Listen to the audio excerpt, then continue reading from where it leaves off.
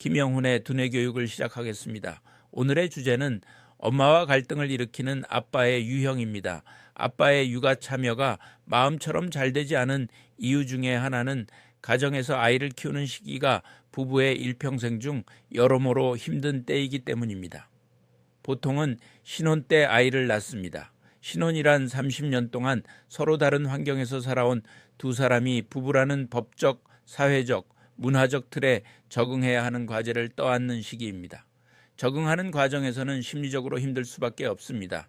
자기중심적인 사고를 하는 시기의 아이들은 부모의 갈등이 자신들과 무관하다는 사실을 이해하지 못합니다. 아이들은 부모 갈등의 원인이 자신들 때문이라고 생각합니다. 연구에 의하면 엄마가 화를 내는 이유에 대해 7, 9세 아이는 자신 이외의 다른 이유를 댈 수 있겠지만 5, 6세 아이는 오로지 자신 때문이라고 믿는 경향이 있습니다. 그런 의미에서 아빠의 말은 이제 권유로 바뀌어야 합니다. 위험은 대화로 바뀌어야 하고 강압은 설득으로, 엄격함은 자애로움으로, 근엄함은 표현으로, 복종은 이해로, 그리고 존경은 좋아함으로 바뀌어야 합니다. 엄마들이 싫어하는 우리나라 아빠의 유형에 대해 말씀드리겠습니다. 첫째, 얼굴 보기 힘든 무관심형 아빠입니다. 현수 아빠는 사회생활이 바쁘다.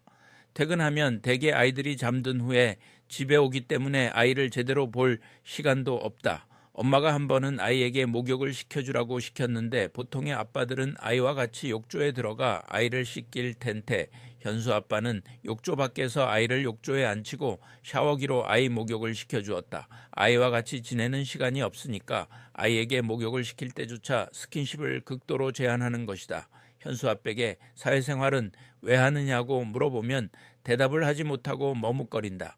너무도 바쁜 시간 속에서 그 일을 하는 원래의 목적을 잃어버린 것이다. 가정의 행복을 위해 열심히 일하고 직장 생활에 많은 스트레스를 이겨내고 있으면서도 정작 가정의 행복을 위한 실제적인 몸놀림은 잘 이루어지지 않은 것이다. 무관심형 아빠는 너무 바쁘게 살아 아이의 성장 과정을 지켜보지도 못합니다. 주중에는 회사 일에 바빠 놀아주지 못하고 주말이 되어도 아이와 놀아줄 생각을 하지 않습니다. 그저 거실에서 멍하니 앉아 TV만 보는 아빠입니다. 조금만 피곤해도 아이에게 저리 가라며 화를 냅니다. 그래서 아이에게 마음의 상처를 주기도 합니다.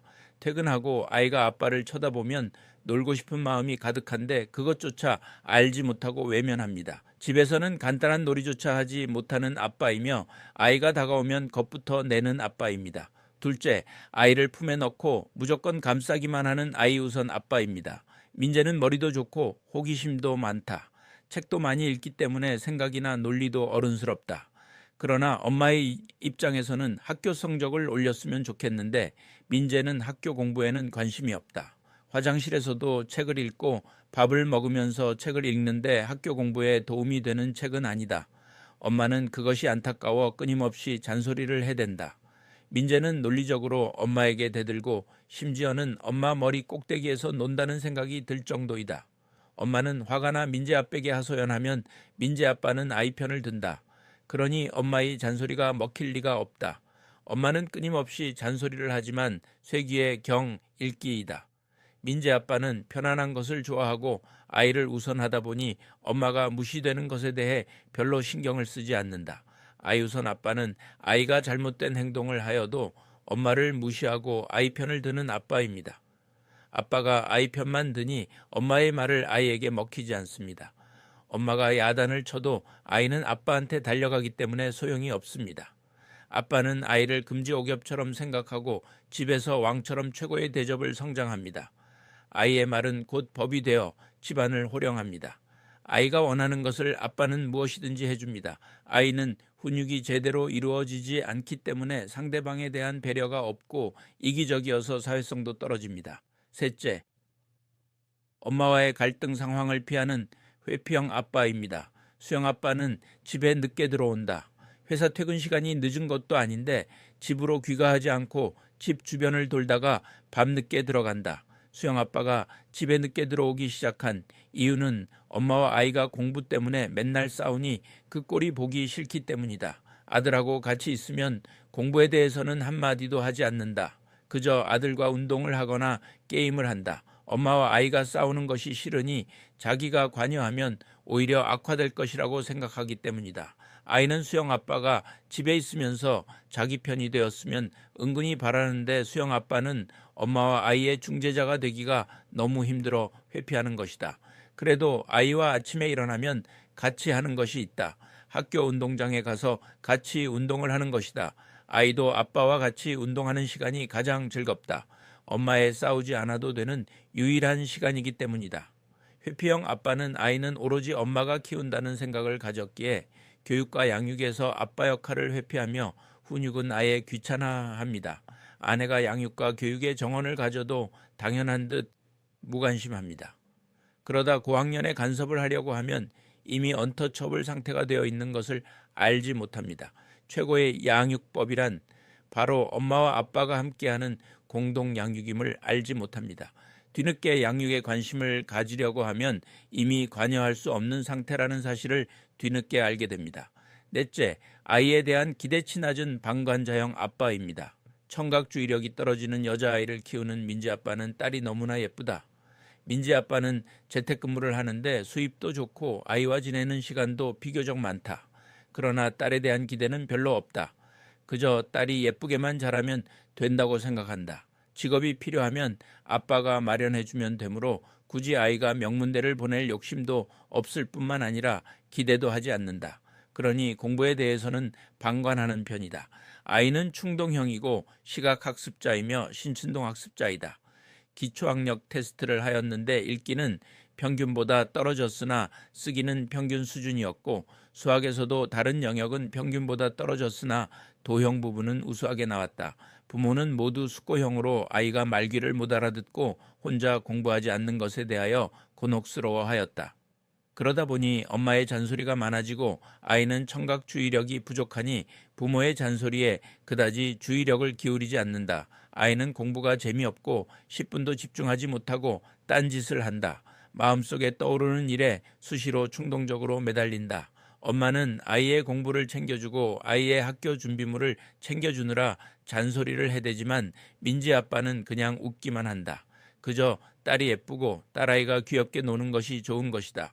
아이의 성적이 떨어져도 민지 아빠는 아이의 교육에 있어서는 방관자이다.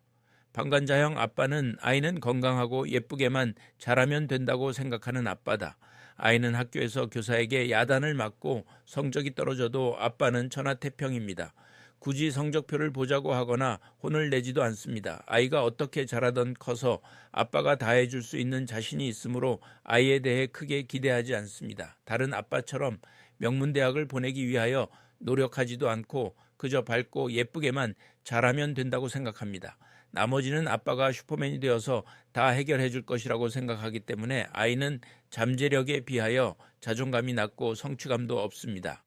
다섯째, 자유롭게 살라고 내버려두는 자유방임형 아빠입니다. 유치원에서 돌아온 민지가 아빠에게 달려와 매달리자 민지 아빠는 딸을 번쩍 안아 올리며 크게 웃는다. 아이 앞에서 무장해제된다. 밤늦게 돌아와 세상 모르고 자고 있다가도 아이들이 침대로 올라와 아빠를 깨우면 눈을 감은 채로 인간 시소 노릇을 하며 놀아준다. 아이들과 매 순간 행복하고 밀도 높은 시간을 보내려고 노력하지만 아이 교육에 있어서는 철저하게 자유방임형이다. 요즘 유치원에서 뭐 배우냐는 질문에 민지가 아무것도 안 배워 라고 답하자 민지 아빠는 무릎을 치며 소리친다. 좋았어. 우리가 그러라고 널 거기 보낸 거잖아. 아이들이 가장 좋은 환경에서 자랄 수 있도록 지원하는 것은 중요하지만 그 방향이 꼭 공부일 필요는 없다. 부모로서 무언가를 강요하거나 희생할 생각도 없다. 민지 아빠에게 가족은 꿈을 대신 이뤄주길 기대하고 그 기대에 부응하려 자신의 삶을 결정하는 사람들이 아니라 세상에서 가장 사랑하는 사람들이 한 지붕 밑에 살면서 서로의 선택과 삶을 존중해주고 응원해주는 것이라고 생각한다. 아이들이 자란 후에도 민지 아빠가 아이를 위해서 희생한 건 하나도 없으니 갚을 생각하지 말고 아이가 하고 싶은 대로 잘 살아라 할 거라고 말한다.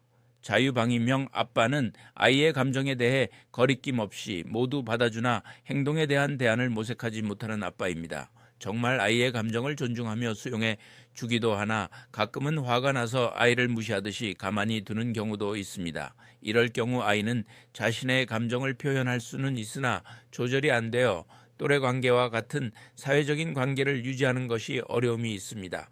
행동 대안 없이 무조건 수용하거나 무시하듯이 가만히 두지 말아야 합니다. 아이들은 정말 자신을 좋아해서 수용해 주는지 무시해서 그냥 두는 것인지 알게 됩니다. 아빠는 아이와 잘 놀고 스킨십도 좋으나 무엇이든지 받아주기 때문에 버릇없는 아이로 클 수 있습니다. 아빠는 일관성 있게 올바른 방법으로 아이 교육에 참여해야 하고 아이의 요구도 적절한 수준까지만 받아들여야 합니다. 소아신경과 전문의 김영훈 교수였습니다.